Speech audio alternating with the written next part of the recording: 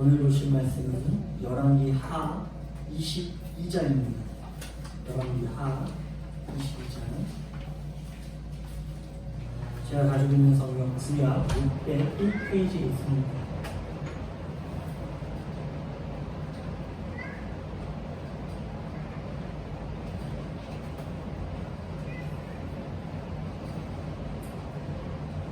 열왕기 하 22장 3절부터 13절까지 바라는 이제 그 내용은 22장과 23장의 전체 내용이 담겨 있는데, 오늘은 3절부터 13절까지 우리 함께 교독하시고 13절은 함께 공부하도록 하겠습니다. 요시야 왕 18째 해에 왕이 무슬람의 손자 아살리야의 아들 서기관 사반을 여호와의 성전에 보내며 이르되,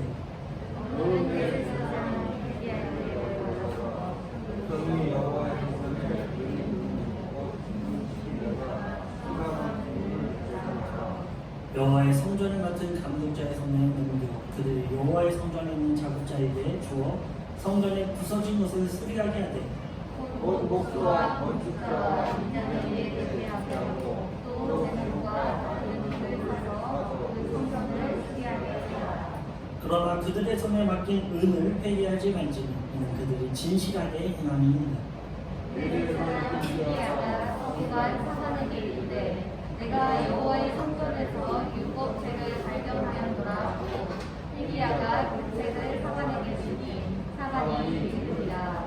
서기관 사반이 왕에게 돌아가서 보고하여 이르되, 왕이 신복들이 성전에서 찾아낸 돈을 쏟아 여호와의 성전을 맡은 감독자의 손에 맡겨내다 하고, 또 서기관 사반이 왕에게 말하여 이르되, 제사장 히리야가 내게 책을 주더이다 하고 사반이 왕의 앞에서 이르되, 왕이 율법책의 말을 듣자 그의 옷을 찢으니, 왕이 제사장 히리야와 사반의 아들 아히야가 이스라엘의 아들 아므들과 서기관 사반과 왕의 주종 아사야에게 명령하여 이르되, 너희는 가서 나와 백성과 온 유다를 위하여 이 발견한 책의 말씀에 대하여 여호와께 물으라. 우리 조상들이 이 책의 말씀을 듣지 아니하며 이 책에 우리를 위하여 기록되지 모든 것을 행하지 아니하였으므로 여호와께서 우리에게 내리신 징후가 그거다. 아멘. 네, 오늘은 개혁이라는 제목으로 함께 말씀을 나누려고 합니다. 네, 이스라엘은 사울과 다윗 왕을 거쳐 솔로몬 왕 이후에 나라가 북이스라엘과 남유다로 나누게 됩니다. 마치 우리 한반도처럼 북한과 남한으로 나누게 된 것입니다.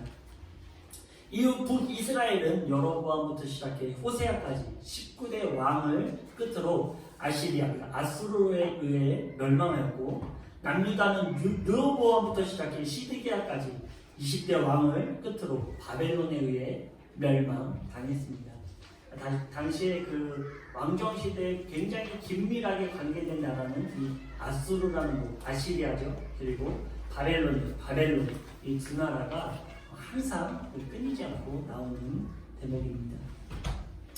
북이스라엘은 19대 왕을 거치며 하나님 앞에 신실했던 왕이 단 한 명도 없습니다.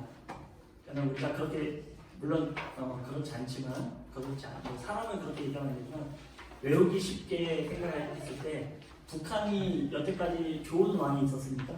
좋은 대통령, 좋은 총독이 있었습니까? 없었죠. 김일성부터 시작해서 그죠? 그 백성들은 굉장히 힘든 삶을 살고 있죠. 북이스라엘도 마찬가지였다는 거. 그리고 뭐 남한의 사태는 어떨지 모르겠지만 하여튼 남유다에는 그래도 3명 정도의 선왕이 있었어요. 20대를 거치면서 3명 정도는 선군으로 불리는 그 인물들이 있습니다. 그 사람들이 여호사밧, 시드기야, 그리고 오늘 등장하는 요시야, 이 세 사람이 등장을 합니다. 오늘의 등장인물은 그중 요시야인데요. 본문 1절에서 3절은 요시야의 간략한 소개로 시작됩니다. 오늘 본문 22장 1절부터 2절에 보면은 그에 대한 간략한 소개로 시작되죠. 이런 내용입니다. 요시야가 왕에 오를 때 나이가 8세라. 예루살렘에서 31년간 다스립니다. 그의 어머니 이름은 여디다요 보스가 아다야의 딸이더라. 요시아가 여호와 보시기에 정직히 행하여 그의 조상 다윗의 모든 길로 행하고 좌우로 치우치지 아니하였더라. 네, 요시아를 소개하는 글이 짤막하게 1절부터 2절 기록되어 있죠. 요시아는 남유다 16대 왕으로 8세에 아버지 아몬을 대신하여 왕에 오릅니다. 그리고 31년간 남유다를 통치하였으며 다윗을 따라 여호와 보시기에 정직하며 좌로나 우로나 치우치지 않았다라고 소개를 합니다. 그러니까 정직하게 하나님 앞에 생활을 따라하는 거죠. 8세에 왕이 되었고 39살까지 왕을 이루어가면서 하나님 보시기에 정직하게 행했다라는 말이 이 요시아를 수식하고 있습니다. 그 요시아가 왕이 되어 18년째 되던 때, 즉 그의 나이 26세에 서기관 사반과 대제사장 힐기야를 시켜 성전을 수리하도록 명하죠.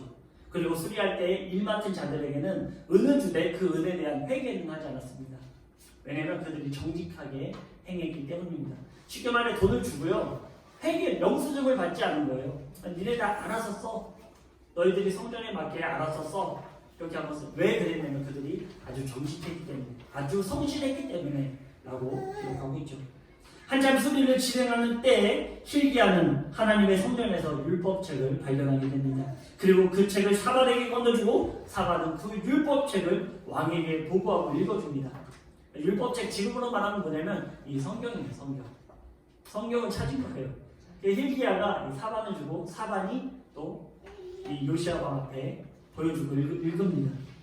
그 율법책의 말씀을 들은 요시아는 어떻게 했냐면 즉시로 그의 옷을 찢었습니다.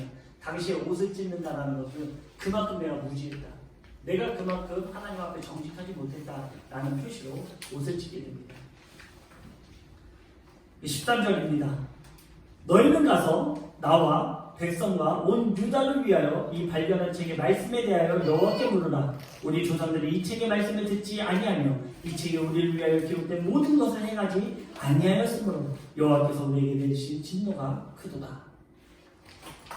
요시아가 왕이 돼가지고 26세 18년 되는 그때 성전에서 율법책이 나옵니다. 그리고 그 율법책을 보고 이렇게 명령하는 거예요.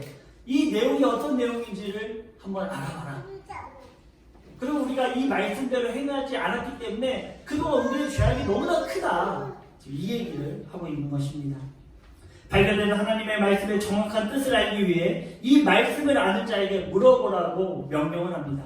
이 명령을 받은 제사장 힐기야와 아이관과 악볼과 사반과 아사야는 여선지자 훌다를 찾아갑니다. 그 훌다를 소개하는 글은 이렇죠. 대략 그는 하라스의 손자 디과의 아들로서 예복을 주관하는 살롬의 아내라. 살롬의 아내입니다. 훌다는 이들이 가져온 율법책을 보며 이렇게 얘기합니다. 16절부터 17절의 내용입니다.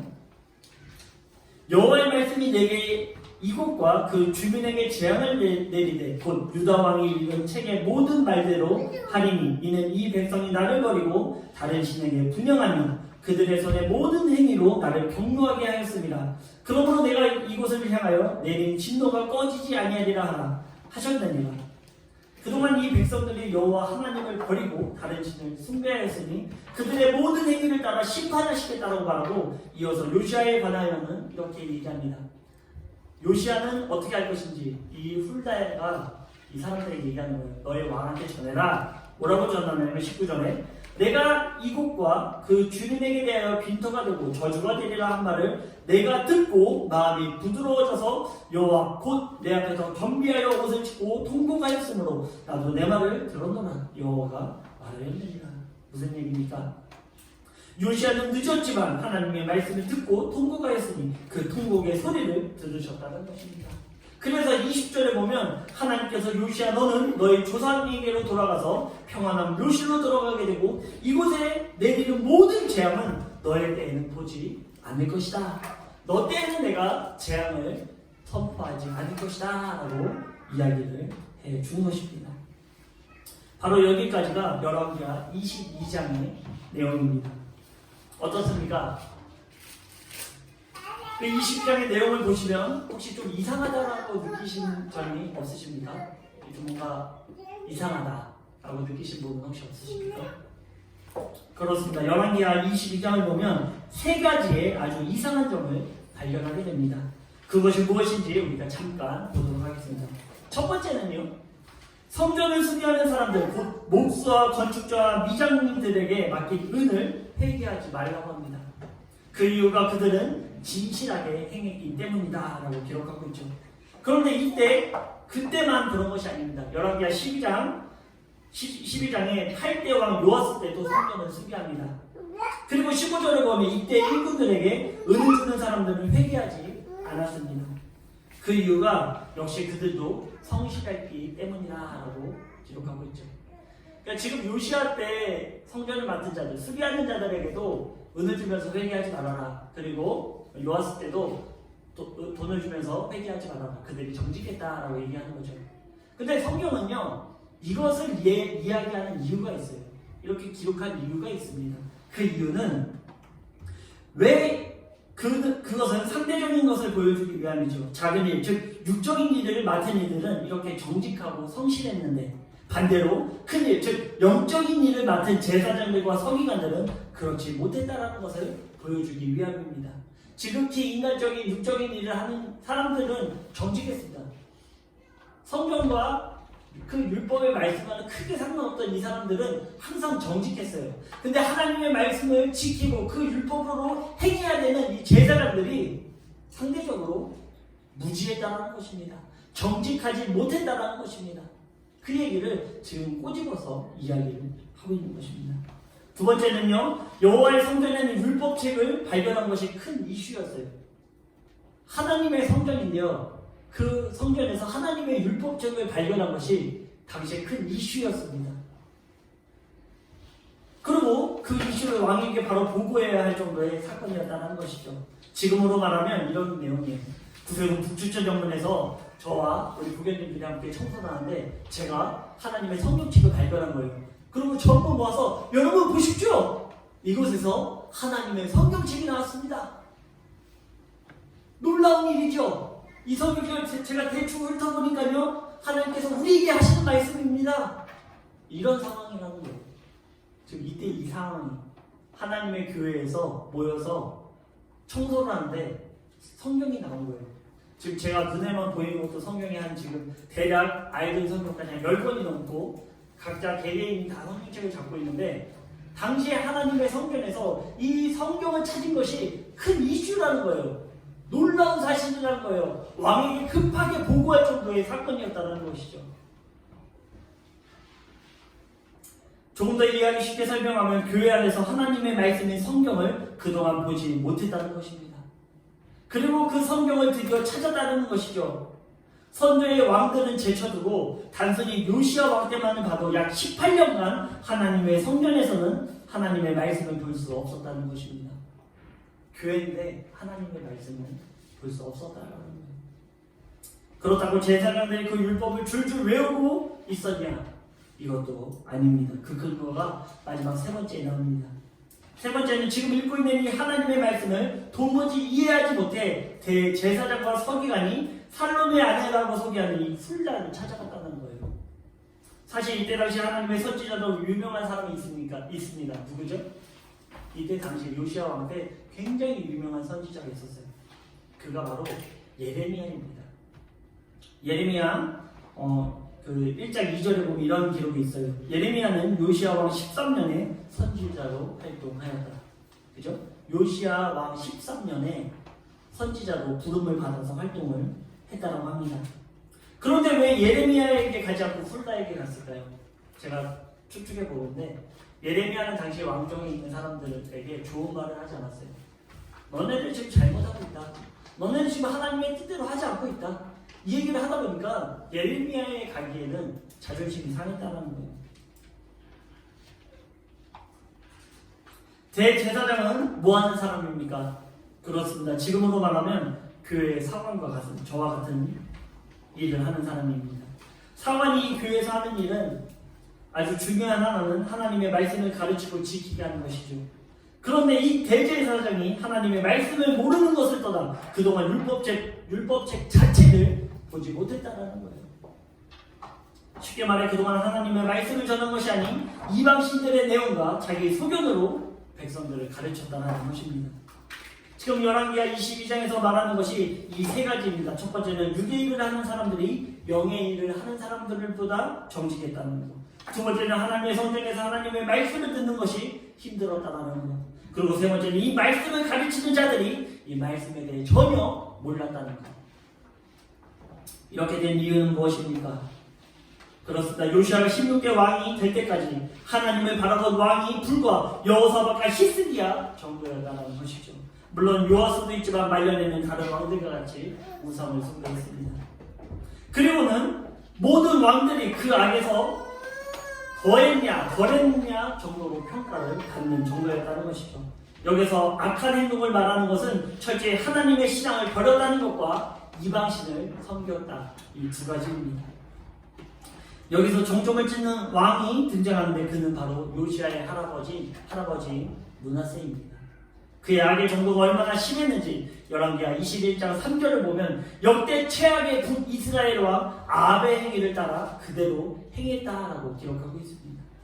그의 악의 내용이 열왕기하 21장의 내용입니다. 요약하자면 이렇습니다. 보시죠.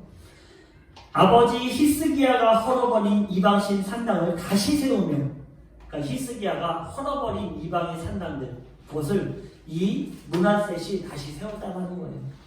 그리고 바알을 위하여 제단을 쌓고 아세라 목상을 만들며 1월 성신을 경배하고 섬겼으며 우상의 신들을 다시 섬기게 됐다는 것이요. 그 우상을 섬기는 것을 뛰어넘어 무엇을 섬겼다고요? 자연 환경을 섬겼다는 거예요. 1월 성신을 섬겼다는 것입니다. 여호와의 성전에 제단을 쌓고 자기의 아들들을 불 가운데로 지나게 하며, 불 가운데로 이 아들들이 지나게 만들었다는 것입니다. 이방신의 법도에 따라. 그리고 점치며 사수를 행하며 신접한 자와 박수를 신임하였고, 전쟁이들을 신임했다는 거예요. 하나님의 말씀보다 전쟁이들의 말을 믿고 따랐다는 거죠. 아로새기는 아세라 목상을 성전에 세웠으며, 하나님의 성전에 무엇을 세웠다고요? 이 아세라 목상을 세웠다는 것입니다. 이방 신들과 이 하나님을 믿는 신앙이 다른 독특한 하나가 있습니다. 아주 독특한 하나는 무엇이냐면, 이방 신전에 가면 뭐가 있죠? 딱 성전에, 신전에 문을 딱 열고 들어가면 뭐가 있을까요? 정 가운데 우상이 서 있습니다. 암몬 신앙이면 암몬 신앙, 아세라 신앙이면 아세라 목상, 바알 신앙이면 바알 목상이 있었다는 거예요. 근데 하나님의 성전에 문을 열면 뭐가 있죠? 아무것도 없어요. 왜냐하면 하나님은 말씀 가운데 거하시는 영적인 존재이기 때문입니다. 그런데 당시에 하나님의 성전에 가니까 자신들이 믿고 따라야 될 대상이 눈에 보이지 않는 거예요. 그랬더니 그 아세라 목상이라도 갖다 놓은 것입니다. 이거 어디다 두지? 거기 없으니까 여기다 놓자. 하나님 성전에 그렇게 다 갖고 왔다는 거예요. 지금 우리의 모습을 보세요. 이 교회라는 곳에 하나님의 말씀으로 가득 차야 되는데 온갖 잡신앙들이 다 들어와 있어요. 토속신앙들도 들어와 있고요. 각 나라마다 그 토속적인 것들이 다 들어와 있어요. 그러다 보니까 기복적인 것을 바라보게 되죠. 그러다 보니까 나의 생사화복을 바라보게 되죠. 하나님의 말씀이 없으니, 그 실체가 보이지 않으니 자꾸 나의 것으로, 자꾸 세상적으로 채우려는 그런 모습들이 당시에도 있었다는 것입니다. 심지어 무지한 자의 피를 심히 많이 흘려 예루살렘 이 끝에서 저 끝까지 가득 차게 되었다는 것이죠. 므낫셋이요, 자기 만명의 자는 다 죽여버린 거예요. 그러니까 그 피가 가득 넘쳤다는 것입니다. 이 정도로 아주 폐역한 그 삶을 이 므낫셋이 살았다는 것입니다. 근데 므낫셋이요, 일찍 죽지도 않아요. 몇 년간 이 남유다를 다스렸을까요? 55년간을 다스립니다.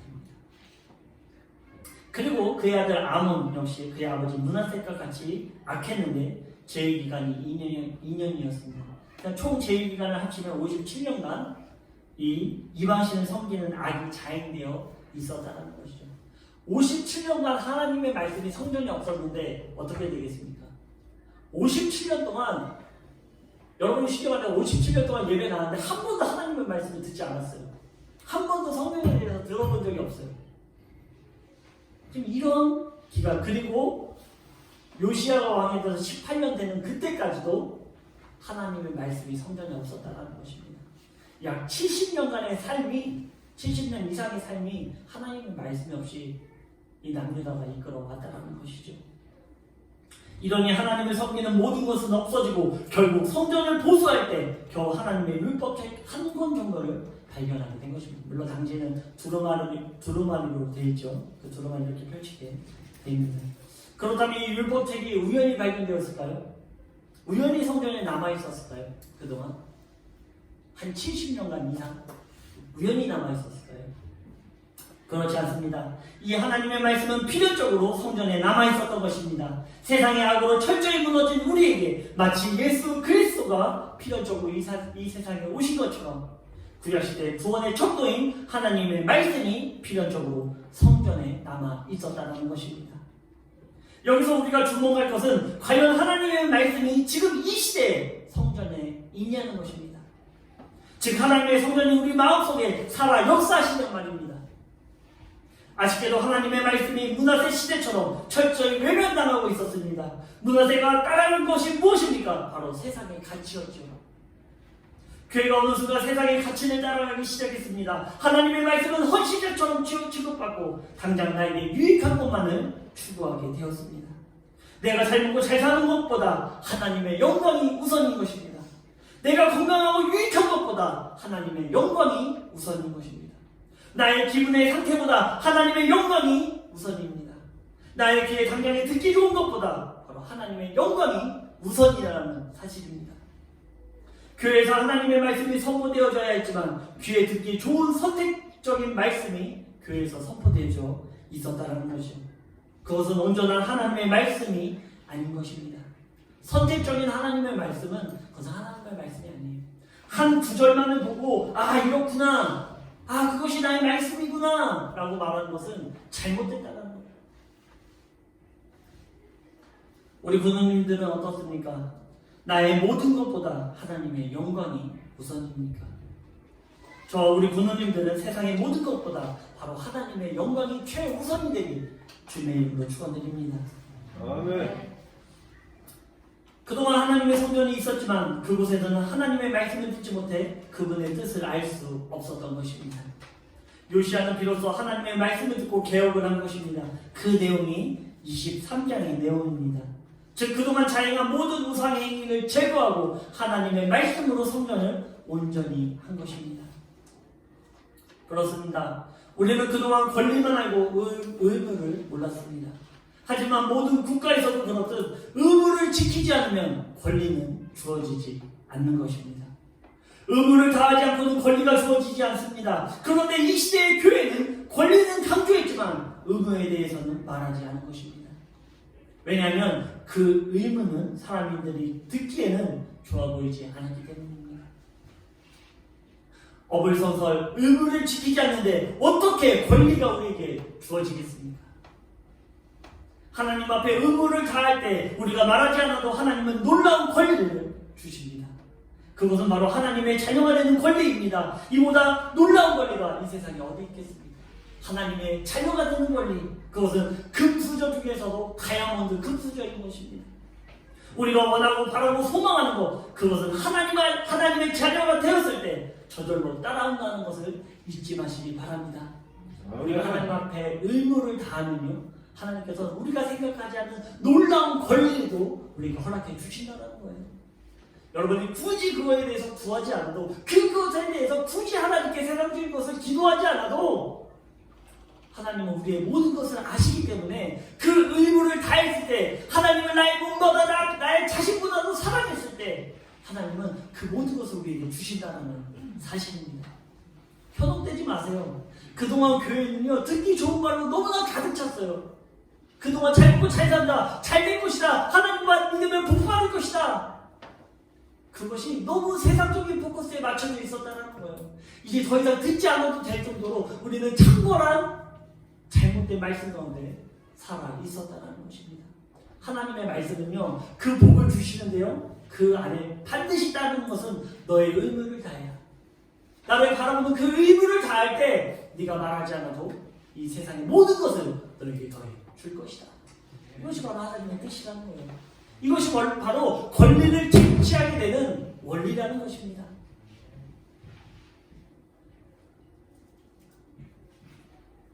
그리고 마지막에 주목할 것이 있는데 바로 23장 21절의 말씀입니다. 요시아는 모든 우상을 척결하고 유월절을 지키게 되었습니다.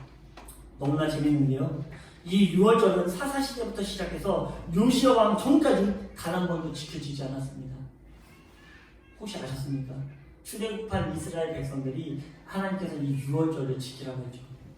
그런데요, 사사시대를 시작으로 이 왕정시대, 이 요시아 왕 때까지 유월절을 제대로 지킨 적이 단 한 번도 없었다는 거예요. 놀랍지도 않으신가 봐요.